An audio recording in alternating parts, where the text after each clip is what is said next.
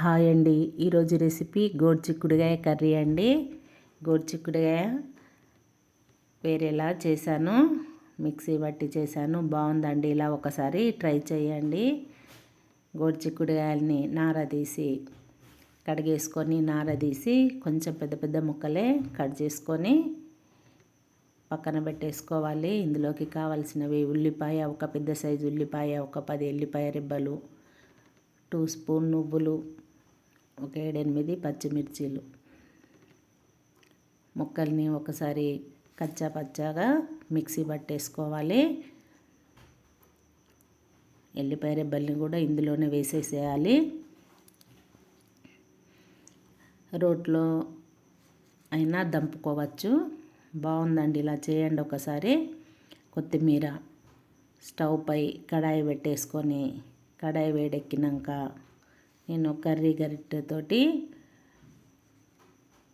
Oil వేసాను. 2 spoon oil వేసాను. చూడండి, అలా బరకగా మిక్సీ పట్టేశాను. రోట్లో అయితే ఇంకా బాగుంటుందండి.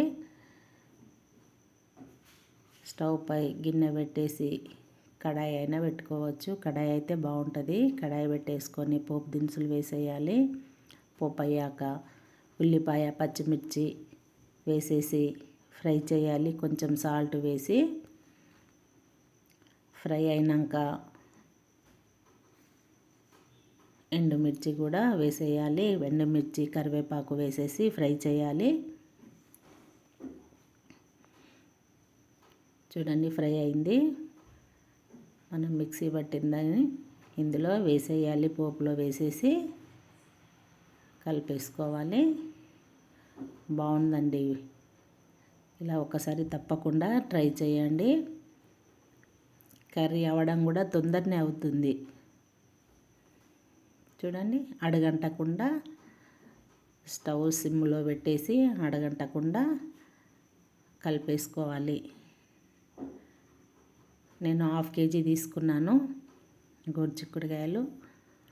2 స్పూన్ కారం,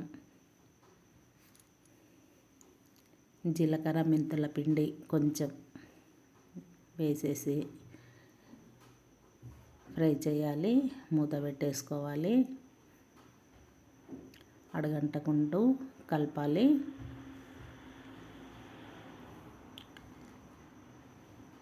చూడండి, కర్రీ రెడీ అవుతుంది. నువ్వుల పిండి కూడా మొత్తం ఫ్రై అయినాకనే నువ్వుల పిండి వేసేయాలి. కొత్తిమీర వేసేసుకొని అయిందండి. చూడండి, బాగుందండి కర్రీ. ఇలా ఒకసారి ట్రై చేయండి. సూపర్ టేస్ట్ ఉందండి. బాగుంది. కర్రీ కూడా తొందర అవుతుంది. మనం ఉడకబెట్టడము అట్లా కొంచెం లేట్ అవుతుంది. ఇలా అయితే తొందర అవుతుంది కర్రీ. టేస్ట్ కూడా బాగుంది.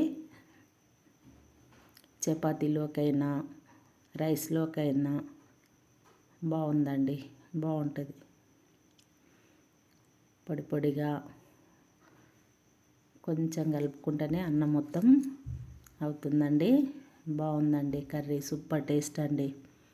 ప్లీజ్ సబ్స్క్రైబ్ చేయండి, లైక్ చేయండి, షేర్ చేయండి, నాకు సపోర్ట్ ఇవ్వండి. మీరు తప్పకుండా ఒకసారి ఇలా చేసి కామెంట్ చేయండి. బాగుందండి. సూపర్ టేస్ట్ అండి. మీరు ఒకసారి తప్పకుండా ట్రై చేయండి.